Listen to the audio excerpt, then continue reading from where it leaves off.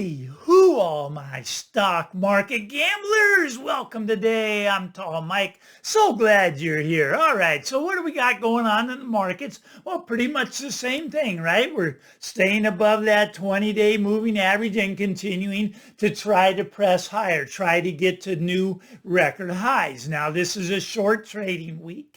The markets closed on Friday, and Jerome Powell's talking on Friday, but we really won't know how the markets react to that until Monday. So this weekend could be an interesting pivot point for the markets, right? Jerome's talking on Friday, but can't react because the market's closed. Now, the Moon Boys tell me that there's nothing that can break this market. Nothing's going to break it, and I'm starting to believe them. I mean, we've been straight up for 6 straight months, right? I mean, we can't get below the 20-day moving average. Maybe we just continue to move higher. But I think this rally is getting long in the tooth, and I do think we will eventually break below that 20-day moving average, which will be a good time to start betting that the market goes lower. Just my take. Okay, so let's get over to the real estate side of things and look at how this whole thing could play out. All right. So now we know that the Fed was going to be cutting interest rates, right? They're going to be cutting interest rates 3 times. That's what they're telling us. They're going to cut 3 times. Okay, this year. All right.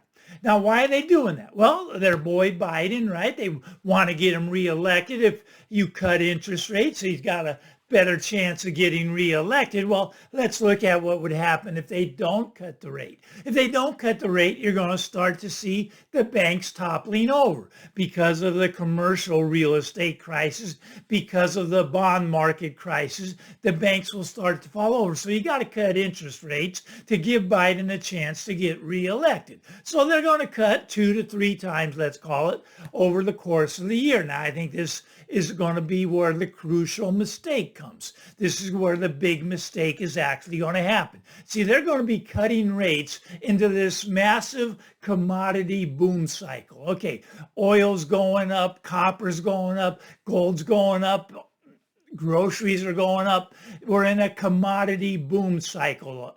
Everything is going up, right, into commodities. But they're going to cut rates into this. Okay, so now is inflation dead, or is inflation going to come roaring back? Now, in my opinion, it's already coming back. I don't think they've ever killed inflation. I don't think they can. They can't raise rates high enough, right? Okay, now they'll tell us that inflation's running 3 or 4%, and I'll tell you it's 8 to 10%. And you can believe the government if you want, but I go on shadow stats and I look at real things, and I think that inflation's still running 8 to 10%. You cannot fight that inflation when you only have rates up at 5%. So 5% minus 8%, you're still at a negative 3% real rate of interest, right? That's your real return. You got to take your 5% that they're paying you on bonds, subtract the 8% that I claim is inflation. And even by their statistics, I think we'll go back to where they're saying that it's 8% again. This will happen when they cut rates. It'll be a big mistake. And this will cause a problem. Now, okay, so what happens? They cut the rates, inflation takes off. Let's say inflation goes to 8 or 10% by their numbers, which means real numbers 15 to 20%. All right, well, what happens there? Well, we have a problem at that point. Now, what would the problem be? The problem would be that nobody would want to buy our debt anymore. Nobody would want to buy our bonds, if you will. See, right now, a 30-year bond you can get for maybe 5% on a 30-year bond, right? But if you get inflation up here at 15%, is anybody going to really want to buy the 30-year bond at 4 or 5%? No, they're not. So they're going to bring the interest rates down on the short end, okay? That's where the Fed cuts the rates. So the short end of the curve will have low interest rates. But that's going to send inflation higher, and the inflation higher is going to send the long end of the curve up. It's going to increase the rate of the 30-year bonds. They'll go from 4, 5, 6, 7, 8, 9, 10%. They'll keep going up, right? But the Fed's going to keep the rates low down here on the short end.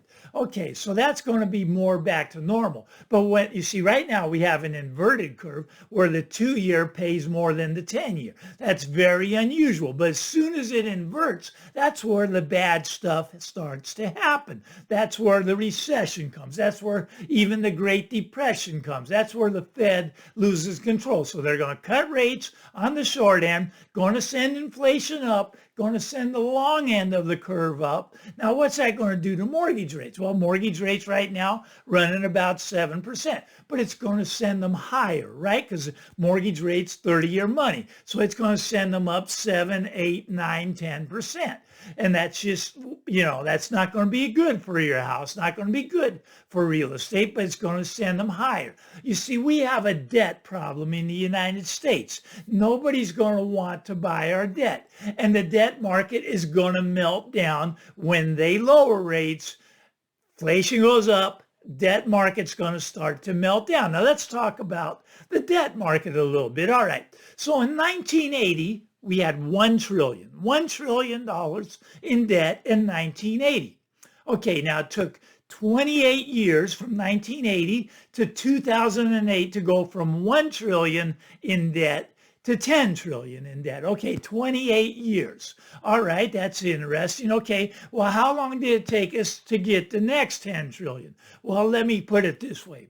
2008 to 2024, that's called about 15 years, right? We've created another 25 trillion in debt. So we went from 1 trillion to 10 trillion to now 35 trillion. Okay, this is like a hockey stick. I mean, this is what the moon boys should be looking at. The thing that's going to the moon is our debt. Our national debt is going to the moon, but every other debt's going with it. Corporate debt's going with it.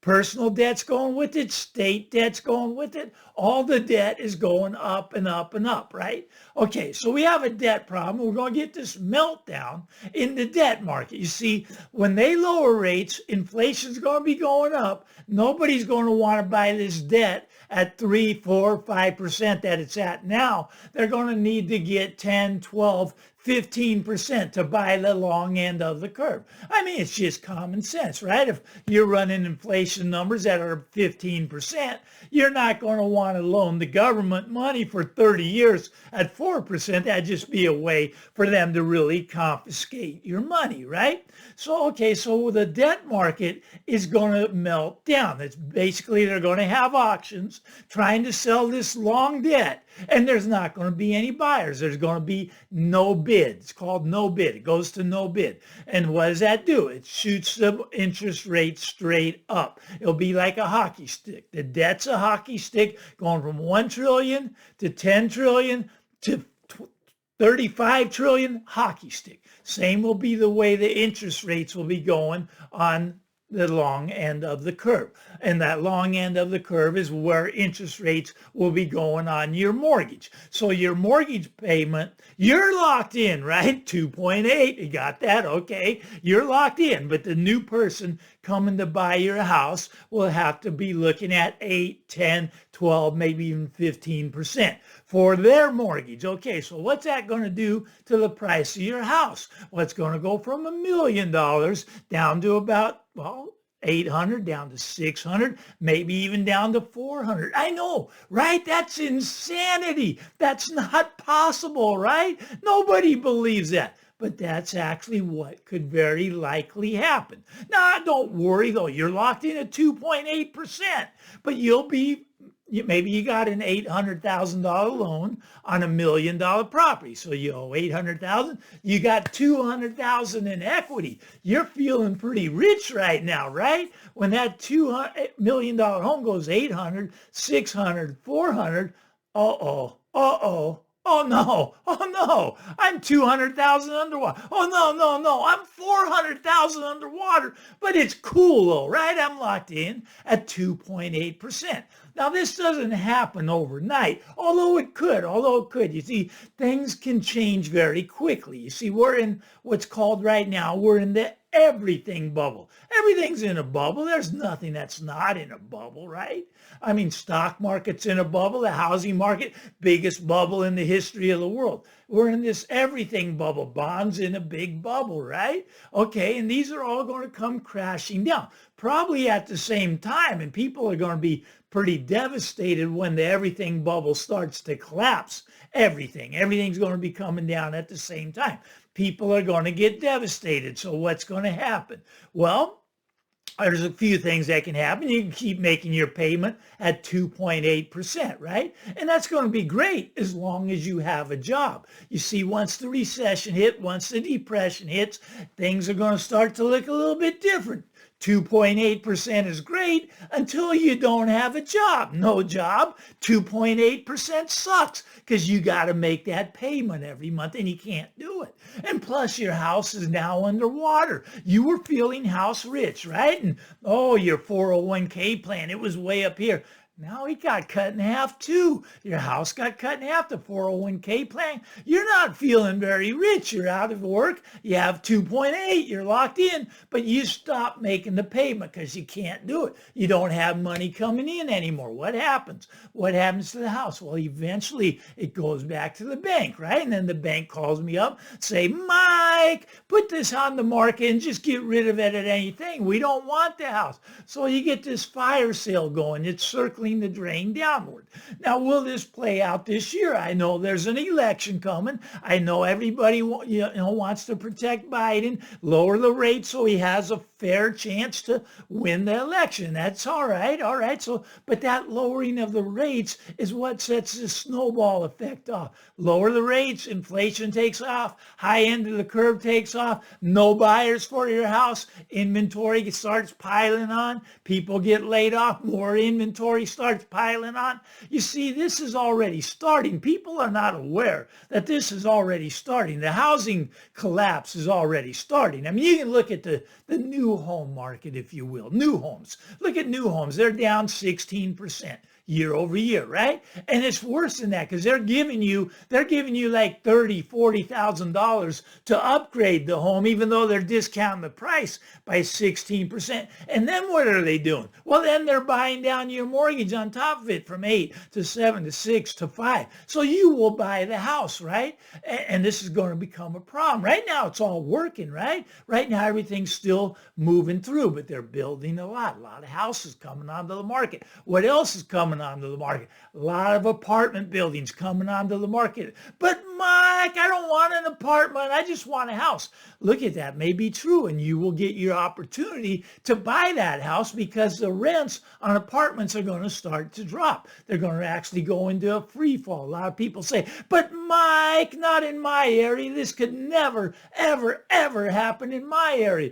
There's no apartments being built and there's no inventory on the market. And you always hear there's no inventory, right? And there's really is a little bit short supply of inventory. And that's what really scares me though, right? Because you see, with the short inventory, house prices aren't really going up. They're actually starting to come down and there's no inventory. So, hey, what happens when the inventory doubles? Do house prices start to go back up? No, they start to free fall. They start circling the drain. And it's just, well, it's not really a stair step down. It was a stair step up, but it's kind of like the elevator down. It's kind of like that woman, that elderly woman walked in to the elevator, but there was no elevator and she fell down the shaft. Not that funny, but that's what's going to happen to your house. Your house is going to wipe out all your home equity. It's just going to free fall. Now, people tell me this isn't possible because we have the low inflation. It's just not possible. And people tell me, oh, but Mike, the experts say that people are adjusting to this higher rate. How are they exactly adjusting to the higher rate? Do they make more money? No, their income didn't go up enough to justify the 7 and 8% mortgage rate. They couldn't buy a house when it was 2.8, but now at 7 and 8%, their income's the same. It didn't go up. Did prices come down on their utility bills, on taxes, on insurance? Did those prices go down? No. So the experts tell you that people are adjusting. They're adjusting to these higher interest rates. these higher mortgage rates. Everybody's adjusting, and we're going to all go out and buy houses now. I'm telling you, it's not going to play out that way. Of course, this is just my take. If you want to go buy a house, please go buy a house. I mean, us real estate brokers, we need people like you. We need the greater fool theory, the ones that want to go out and buy in this market. We need the bag holders to come in and hold the bag for us. That's what we need. Okay, so anyways, I got a little carried away, but this is a short trading week. I'll try to get something out on Friday, even though the markets will be closed, so we can come back and talk about some of this real estate stuff. I always find it fun to talk to you guys, but before you go, give me the thumbs up. Punch the subscribe button, and I'm going to try to talk to you one more time this week. If I miss Friday, we'll go again on Monday. I'm Tall Mike. Get out there, everybody. Enjoy your day. Bye-bye now.